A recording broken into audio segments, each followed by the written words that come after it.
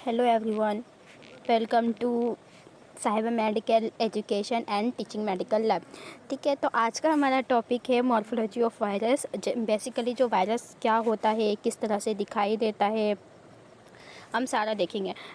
पहले previous class में हमने वायरस की प्रॉपर्टीज़ के बारे में देखा, डीएनए कौन सा है, आरएनए वायरस कौन सा है, ये सारी चीज़ें हमने देखी। आज हम वायरस के डिटेल स्ट्रक्चर को जानेंगे, जैसे वायरस का साइज कैसा होता है, वायरस की सिमेट्री कैसी होती है, वायरस का स्ट्रक्चर कैसा होता है, ये सारी चीज़ें हम देखेंगे। तो चलिए बिना देरी किए हुए आगे की ओर हम इसे कंटिन्यू करते हैं। ठीक है, बेसिकली वायरस के बारे में हम जानते हैं कि वायरस क्या होते हैं, कौन सा वायरस डीएनए होता है, कौन सा वायरस आरएनए वायरस होता है। ये सभी हमारे लिए बहुत इंपॉर्टेंट पार्ट होता है और ये एग्ज़ाम में पूछा जाता है, जैसे enveloped virus, non enveloped virus, single standard, double standard, RNA virus, DNA virus, ये सारा जो है एग्ज़ाम में पूछा जाता है। ठीक है, तो जितना भी आपको बताया जाता है, जितना भी पढ़ाया जा रहा है, उन सभी के शॉर्ट नोट्स बनाने बहुत इंपॉर्टेंट है, जो एग्ज़ाम टाइम पर हमें बहुत हेल्प करता है रिवीजन में, टॉपिक को याद रखने में, जो कि हमारे एग्ज़ाम पॉइंट ऑफ व्यू से बहुत इंपॉर्टेंट होते हैं। जो हम पढ़ते हैं, जो हमें याद नहीं रहता है, क्यों याद नहीं रह जाता है? क्योंकि आगे पार्ट और पीछे से पार्ट वाला काम होता है। इसके लिए हमें शॉर्ट नोट्स बनाना बहुत ज़रूरी है, इसका रिविज़न हमें करते रहना है। ठीक है, तो चलिए शुरू करते हैं मॉर्फोलॉजी ऑफ वायरस। ठीक है, तो आगे की क्लास हम जो देख रहे हैं, देखेंगे पर्टिकुलर वायरस, उसके लिए बेसिक क्लास हो जाती है, इंट्रोडक्शन, मॉर्फोलॉजी। ठीक है, तो जो भी हम बड़ी क्लास करते हैं उसका सबसे पहले छोटा पार्ट हमें जानना होता है, क्या करता है, ये हमें डीप समझने में हेल्प करता है। हम सबसे पहले मॉर्फोलॉजी ऑफ वायरस में हम क्या देखते हैं, वायरस का स्ट्रक्चर देखते हैं। स्ट्रक्चर की अगर हम बात करें तो बेसिकली जो वायरस होता है, वैसे वायरस का स्ट्रक्चर जो होता है पर्टिकुलर वायरस के हिसाब से अलग होता है। पर्टिकुलर वायरस में हम वायरस का स्ट्रक्चर देखेंगे।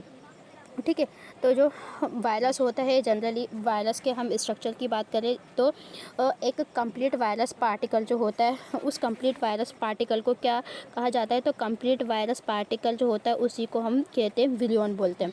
ठीक है, तो इस कंप्लीट वायरस जो पार्टिकल होता है उसे हम विलियन कहते हैं। वो किस तरह से दिखाई देता है? जनरली वायरस हमारा किन किन चीज़ों से मिलकर बना होता है?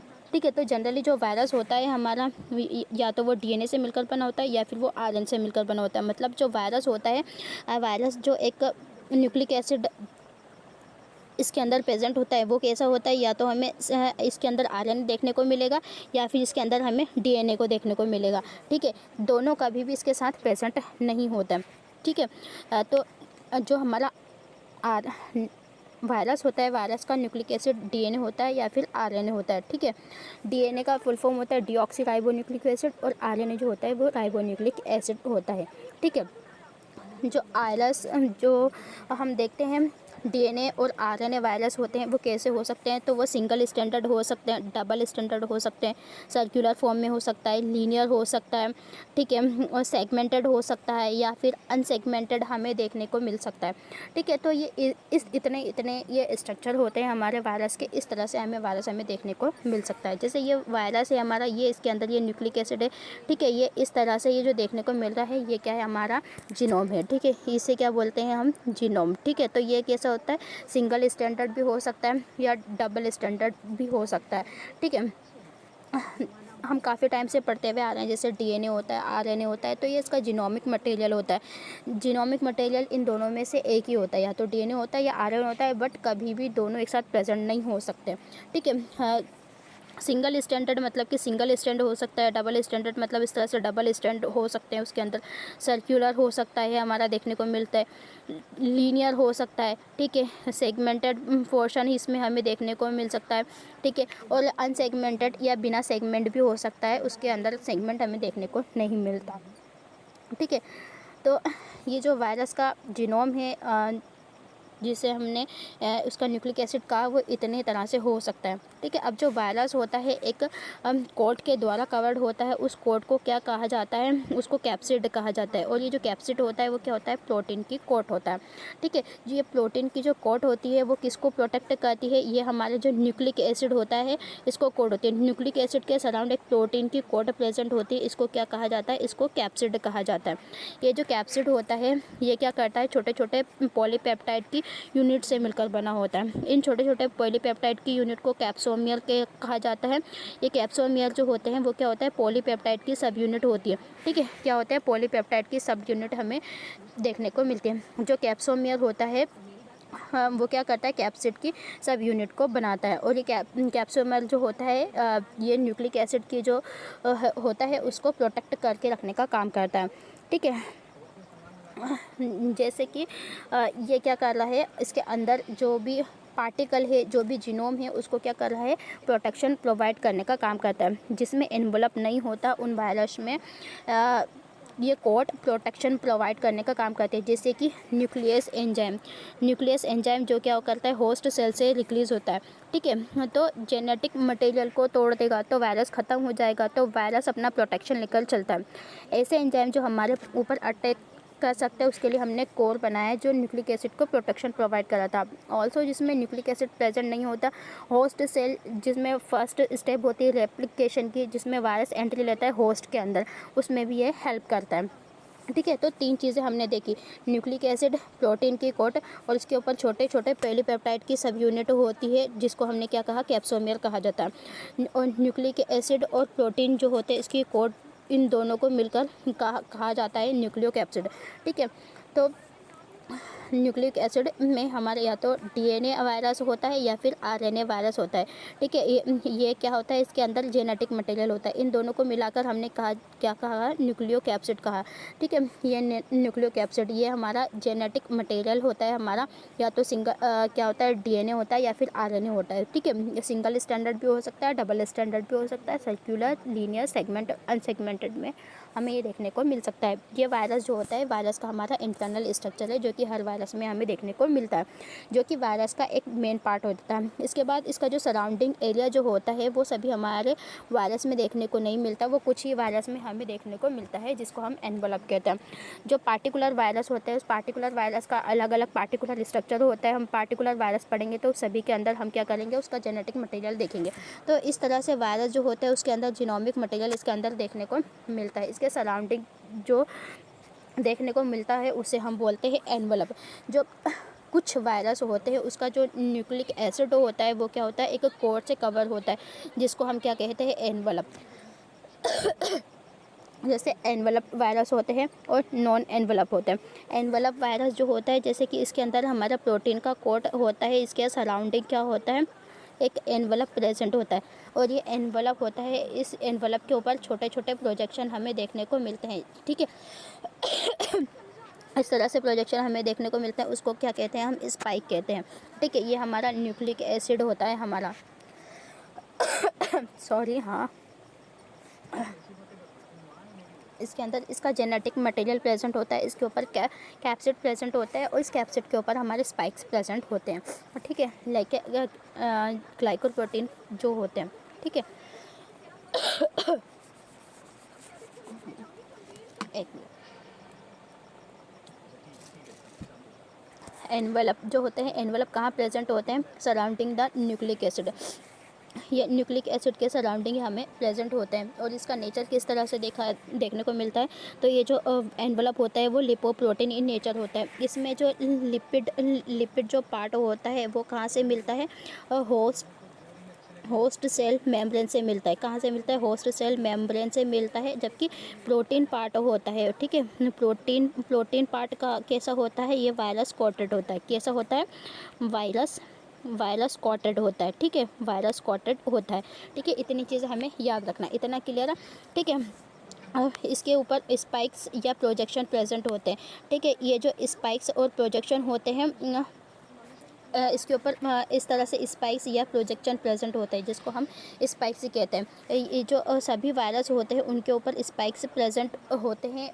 ठीक है, लेकिन कुछ वायरस में स्पेसिफिक पेप्लोमियस प्रेजेंट होते हैं, है वो भी प्रोजेक्शन है, वो भी स्पाइक, लेकिन कुछ वो स्पेसिफिक होते हैं हर वायरस के लिए।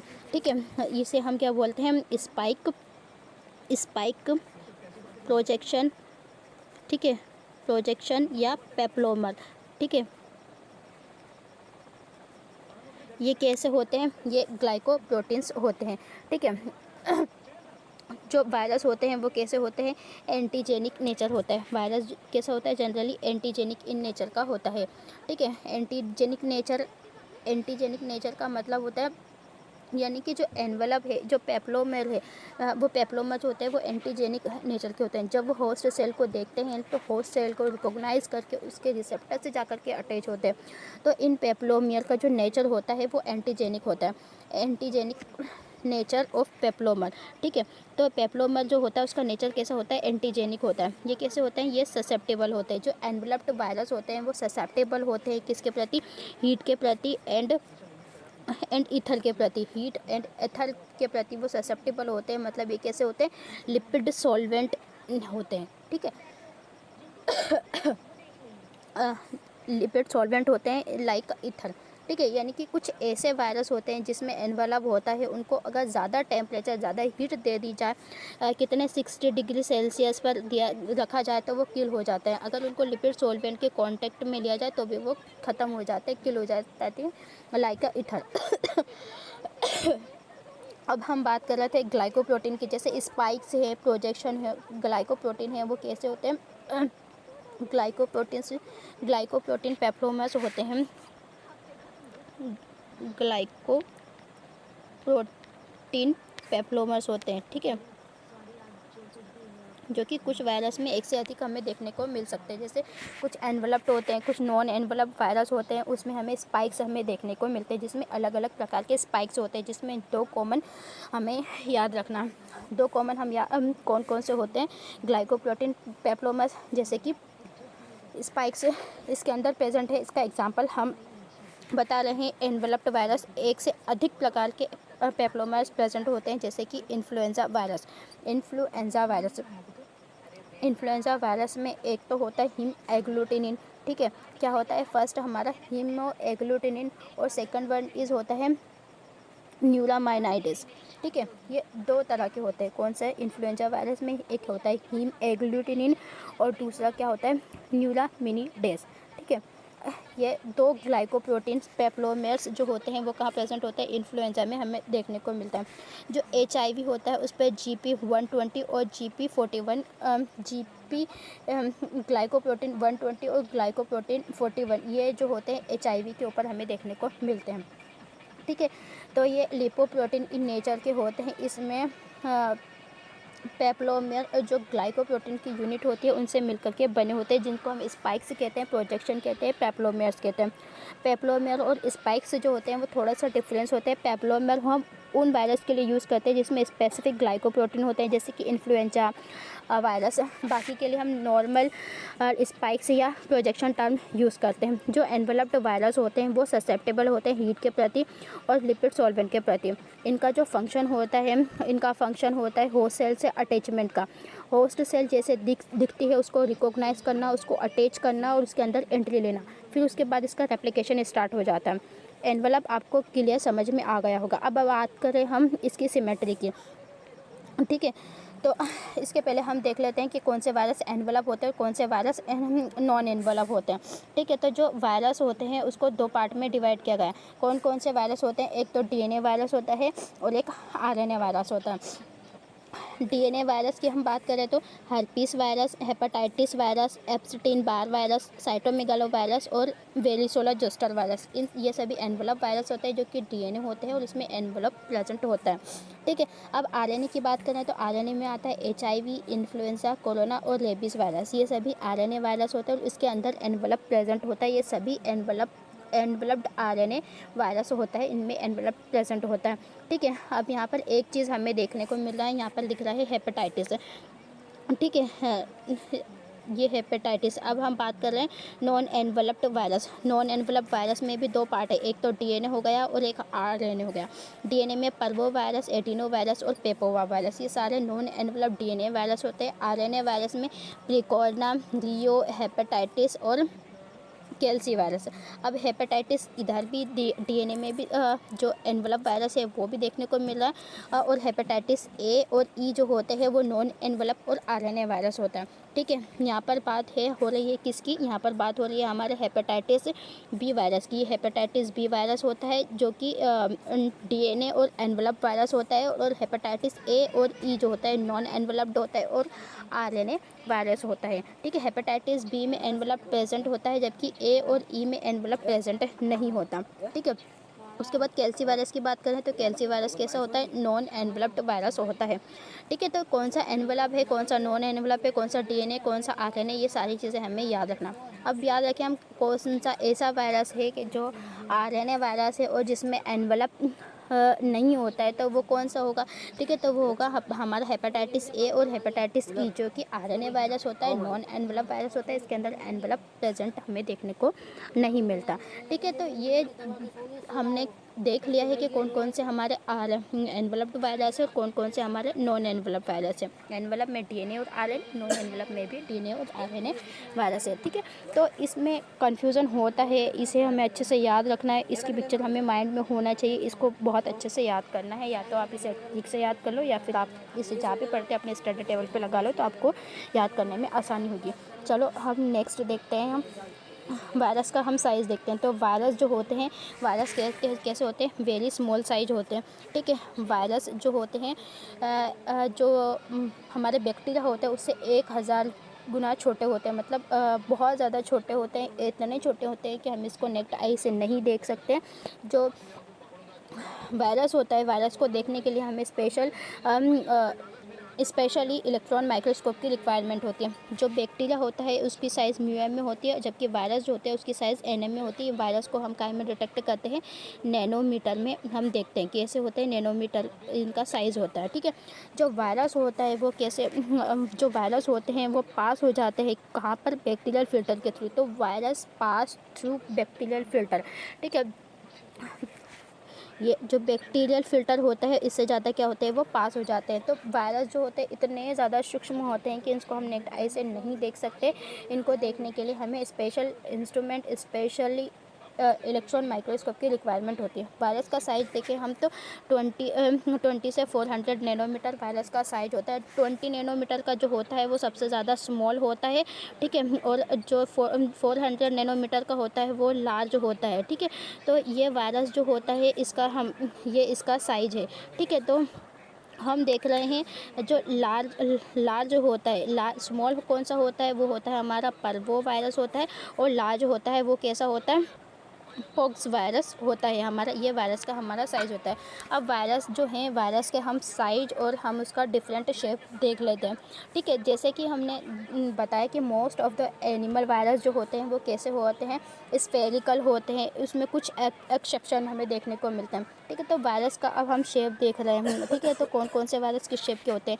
रेबीज़ वायरस जो होता है वो कैसा होता है, बुलेट शेप्ड का हमें देखने को मिलता है। इबोला वायरस जो होता है वो फिलामेंटस शेप का होता है। पॉक्स वायरस जो होता है, ठीक है, पॉक्स वायरस जो होता है वो कैसा होता है, ब्रिक शेप्ड का हमें देखने को मिलता है। देन एडिनो वायरस जो होता है स्पेस व्हीकल शेप्ड का होता है। देन रोटा वायरस जो होता है व्हील शेप्ड का होता है। देन टोबैको मोज़ेक वायरस जो होता है वो रोड शेप्ड का होता है। ठीक है, ये समझ में आया, वायरस का शेप होता है। अब वायरस के कौन कौन से शेप होता है वो हमें देखना है। अब इसके अंदर हम वायरस के डिफरेंट टाइप के शेप देखने को मिलते हैं। कोई हेलिक्स है, किसी में स्पाइक्स होते हैं, किसी में हेलिक्स होते हैं, किसी में फिलामेंट्स हमें देखने को मिलते हैं। इस तरह से अलग अलग शेप होते हैं हमारे वायरस के, जो हमें देखने को मिलते हैं। अब हम वायरस की सिमेट्री देखते हैं। वायरस जो होते हैं, वायरस के 3 टाइप की सिमेट्री होती है। जो हमने कैप्सोमियर देखे है ना, उन कैप्सोमियर के अरेंजमेंट के बेसिस पर हम इसको देखते हैं। ठीक है, तो क्या कैप्सोमर का अरेंजमेंट होता है, वही वायरस की सिमेट्री होती है। तो क्या देख रहे हैं, सिमेट्री क्या होती है, symmetry depend on arrangement of capsomere, यानी कि कैप्सोमियर के अरेंजमेंट पर ये वायरस की जो सिमेट्री होती है वो डिपेंड होती है। ठीक है, तो कैप्सोमेयर क्या होते हैं, जो कि कैप्सिड को बनाते हैं। ये पॉलीपेप्टाइड की सब यूनिट से मिलकर बने होते हैं। सबसे पहले देखें हम तो फर्स्ट वेल क्या होती है, आइकोसाहेड्रल सिमेट्री। आइकोसाहेड्रल सिमेट्री क्या होती है, इसको हम क्यूबिकल सिमेट्री भी कहते हैं, क्योंकि ये कैसे देखने को मिलती है, हमें क्यूब के जैसी देखने को मिलती है। जिसमें क्या होते हैं, इसमें 20 फेस होते हैं, 12 वर्टिक्स होते हैं और 38 हमें देखने को मिलते हैं, जो कि हम आगे इमेज में देखेंगे। ठीक है, तो जो इसका जो कैप्सूल होता है उसका जो अरेंजमेंट होता है वो क्यूबिक टाइप का होता है, जिसमें 20 और 30 फेसेस हमें यहाँ पर देखने को मिलते हैं। ठीक है, इसमें 20 फेसेस होते हैं, 12 वर्टिक्स होते हैं और 30 एजेस हमें इसके अंदर देखने को मिलते हैं। ठीक है, उसके बाद आपको समझ में आ रहा है या नहीं आ रहा, अगर कोई डाउट है तो प्लीज़ आप अपना डाउट कमेंट बॉक्स में छोड़ दीजिए, ताकि हम आगे उन चीज़ों को इम्प्रूव कर सकें। ठीक है, आगे हम देखते हैं हेलिकल। हेलिकल जो होता है वो कैसा होता है, जिसमें कैप्सोमियर होता है। कैप्सोमियर का अरेंजमेंट हेलिकल में होता है, लाइक का स्पाइरल टाइप में होता है। यानी कि ये कैसी होती है, स्पाइरल टाइप होती है, लाइक मतलब स्पाइरल जैसे स्प्रिंग की तरह ये हमें देखने को मिलती है। ठीक है, तो आइकोसाहेड्रल जो होता है, आइकोसाहेड्रल में पॉक्स वायरस जो होता है उसको छोड़कर बाकी के सारे हम डीएनए वायरस ले सकते हैं, जैसे कि हमारा होता है एडिनो वायरस है। ठीक है, हर्पीज़ वायरस, पोलियो वायरस और पेपिलोमा वायरस है। ठीक है, ये सारे जो होते हैं हमारे आइकोसाहेड्रल सिमेट्री के अंदर आते हैं। इसकी सिमेट्री जो होती है आइकोसाहेड्रल होती है। कौन कौन से एग्जाम्पल होते हैं, adeno virus, herpes virus, parvo virus, papilloma virus. ठीक है, ये सारी जो होती है वो हमें इन सभी की आइकोसाहेड्रल सिमेट्री देखने को मिलती है। अब हम हेलिकल देख लेते हैं। हेलिकल में कौन कौन से एग्जांपल होते हैं। हेलिकल का एग्जांपल है हमारा टोबैको मोज़ेक वायरस होता है, जो कि रोड शेप में देखने को मिलता है। रेबिस वायरस का भी शेप देखा था हमने, बुलेट शेप का दिखाई देता है हमारा। ठीक है, और इबोला वायरस किस तरह से दिखाई देता है वो कमेंट बॉक्स में कमेंट करके बताइएगा। ठीक है, तो इन सभी की जो सिमेट्री होती है वो हेलिकल सिमेट्री होती है। ठीक है, अब आगे हम बात करते हैं कॉम्प्लेक्स सिमेट्री। थर्ड वन इस क्या है, कॉम्प्लेक्स सिमेट्री। ठीक है, तो आइकोसाहेड्रल और हेलिकल, इन दोनों के पार्ट से मिलकर जो सिमेट्री बनी होती है उसे हम कॉम्प्लेक्स सिमेट्री बोलते हैं। जो क्या करता है, combine element of other symmetry. ठीक है, जो अदर सिमेट्री होता है उसका ये कॉम्बिनेशन होता है, उससे कंबाइन हो करके कॉम्प्लेक्स सिमेट्री बनता है। ठीक है, तो ये क्या होता है, कॉम्बिनेशन होता है। इसमें कुछ पार्ट आइकोसाहेड्रल का होता है, इसमें कुछ पार्ट जो होता है वो हेलिकल का होता है। जैसे कि बात करें हम बैक्टीरियोफेज जो होता है, बैक्टीरियोफेज जो होता है उसका क्या होता है, एक बैक्टीरियोफेज का जो हेड पार्ट होता है वो कैसा होता है, आइकोसाहेड्रल सिमेट्री से मिलकर बना होता है फर्स्ट वाला, और जो टेल वाला पार्ट होता है वो मिलकर बना होता है किससे, हमारे हेलिक्स सिमेट्री से। ठीक है, तो ये इन दोनों से मिलकर हमारा जो बैक्टीरियोफेज बना होता है, यानी कि बैक्टीरियोफेज जो होता है उसकी सिमेट्री कैसी होती है, कॉम्प्लेक्स सिमेट्री होती है। अब हम इसका एग्जांपल देख लेते हैं। इसका एग्जांपल क्या आता है, तो इसका एग्जांपल जो होता है वो होता है बैक्टीरियोफेज। देखो लिखा भी है, हेड पोर्शन जो होता है वो आइकोसाहेड्रल सिमेट्री होती है, जो टेल वाला पोर्शन होता है उसकी हेलिक्स सिमेट्री होती है। इन दोनों से मिलकर बनता हुआ है हमारा बैक्टीरियोफेज, जो कि कॉम्प्लेक्स स्ट्रक्चर होता है। आई होप यहाँ तक सभी को क्लियर होगा, इसमें किसी को कोई डाउट नहीं होगा। ठीक है, अब हम आगे देख लेते हैं। हम वायरस का शेप देख रहे हैं, तो कौन सा हेलिकल होता है, कौन सा आइकोसाहेड्रल होता है, कौन सा कॉम्प्लेक्स होता है। ठीक है, तो इस तरीके से हमें कुछ देखने को मिलता है, ये किस तरह से दिखाई देता है। ठीक है, तो ये होता है हेलिकल जो हेलिक्स शेप का दिखाई दे रहा है, इसमें क्या है, पूरे के पूरे घुमावदार हेलिक्स दिखाई दे रहा है, इसमें घुमावदार एनवलप देखने को मिलते हैं। ठीक है, आइकोसाहेड्रल जो है, जैसे आइकोसाहेड्रल में हमने बोला था इसके अंदर 20 फेसेस होते हैं, इसके अंदर 20 फेस देखने को मिलते हैं। इसमें कैसे होते हैं, 20 फेस हमें देखने को मिलते हैं। और वर्टिक्स मतलब इसमें कोने कितने होते हैं, ऐसे कोने इसमें 12 देखने को मिलते हैं। और जो एड्स होते हैं इसके अंदर, ये कॉर्नर जो है ये कितने होते हैं, तो ये किनारे जो है ये कॉर्नर वो होते हैं 30 हमें देखने को मिलते हैं। ठीक है, तो ये यहाँ तक का क्लियर हो गया है। ये जो आइकोसाहेड्रल होता है वो कैसा होता है, क्यूबिक शेप का होता है, इसमें कई सारे कॉर्नर हमें देखने को मिलते हैं, इसके हमें फेजेस हमें देखने को मिल रहे हैं। जो सबसे अच्छा वायरस होता है HIV का, ये होता है आइकोसाहेड्रल सिमेट्री का। ठीक है, वेरियोला वायरस जो होता है उसकी कॉम्प्लेक्स सिमेट्रीज होती है, जैसे कि इसके अंदर सारी चीज़ें मिक्स होती है, जिसका सबसे बेस्ट एग्जांपल होता है इसमें कॉम्प्लेक्स सिमेट्री जो होता है, इसका एग्जांपल है सबसे बेस्ट बैक्टीरियोफेज जो होता है, इसका एग्जांपल, इसका जो डायग्राम है वो हमने आगे के स्लाइड में लिया हुआ है। ठीक है, तो सभी लोगों से रिक्वेस्ट है कि अगर आप हमारे यूट्यूब चैनल पर नए हैं तो चैनल को सब्सक्राइब ज़रूर करें। ठीक है, और अपने दोस्तों के साथ, अपने क्लासमेट के साथ इसे ज़रूर शेयर करें। ठीक है, आप बने रहिए हमारे SME प्लेटफॉर्म पर। ठीक है, चलिए आगे हम देखते हैं। तो कौन जो वायरस होते हैं कौन से हेलिकल है, किस तरह से कॉम्प्लेक्स सिमेट्रीज होती है, ठीक है, वो किस तरह से दिखाई देते हैं, तो ये सारी चीज़ें हमें देखना। अभी हमने वायरस जो है देखा कि हमारा जो वायरस है उसमें किस तरह से दिखाई दे रहा है, उसकी सिमेट्री किस तरह से होती है। जैसे कि हम देख लेते हैं, हमने बताया भी है पहले कि पार्टिकुलर जो वायरस होते हैं उन सभी का पार्टिकुलर स्ट्रक्चर होता है। हमने जनरल स्ट्रक्चर की बात कर ली है, लेकिन स्पेसिफिक जो वायरस होते हैं उनका पार्टिकुलरली स्पेसिफिक स्ट्रक्चर होता है। जैसे कि हमारा HIV वायरस किस तरह से दिखाई दे रहा है, इसकी ये सिमेट्री किस तरह से होती है, इसकी जो हम डिटेल क्लास करेंगे जब हम उसमें पूरा डिटेल से अच्छे से इसको पूरा हम इसे डिस्कस करेंगे। अभी हम इसका जनरल स्ट्रक्चर देख लेते हैं। जैसे कि हेपेटाइटिस है, ये हमारा इबोला वायरस है। एडिनो वायरस हमें कुछ इस तरह से दिखाई दे रहा है, ये हमारा इन्फ्लुएंजा वायरस होता है, ठीक है। रेबीज़ वायरस है, रेबीज़ वायरस जो हमने देखा था, ठीक है, किस तरह से होता है, बुलेट शेप का दिखाई दे रहा है, मतलब ये जो बुलेट होती है उसकी तरह से इसका कुछ स्ट्रक्चर होता है, ये हमारा रेबीज़ वायरस होता है, ठीक है। रेबीज़ के डिटेक्शन के लिए जो हम स्टेन करते हैं उस स्टेन का नाम क्या होता है, ठीक है, कमेंट करके नाम बताना, ठीक है। उसके बाद हमने देखा बैक्टीरियोफेज अभी हमने देखा था। बैक्टीरियोफेज जो होता है उसका स्ट्रक्चर कैसा होता है, ये इसका स्ट्रक्चर जो होता है वो कॉम्प्लेक्स होता है, ठीक है, ठीक है। तो कॉम्प्लेक्स स्ट्रक्चर हमें इसके अंदर इसका देखने को मिलता है, ठीक है। पेपिलोमा वायरस है हमारा, रोटरा वायरस और हर्पीस वायरस, ये सभी वायरस के हमने जनरल स्ट्रक्चर देख लिए हैं, ठीक है। देखिए ये हमारा influenza virus, hepatitis virus, bacteriophage, ये सारी चीज़ें हमें यहाँ पर देखने को मिली है। अभी हमने देखा था कि हेड पोर्शन किस चीज़ से मिलकर बना होता है, टेल पोर्शन, और इन दोनों से मिलकर जो है वो हमारा बना होता है आइकोसाहेड्रल और हेलिकल सिमेट्री से मिलकर बना होता है बैक्टीरियोफेज, इसलिए इसका स्ट्रक्चर हमारा कॉम्प्लेक्स होता है। ये हमने देख लिया, ठीक है।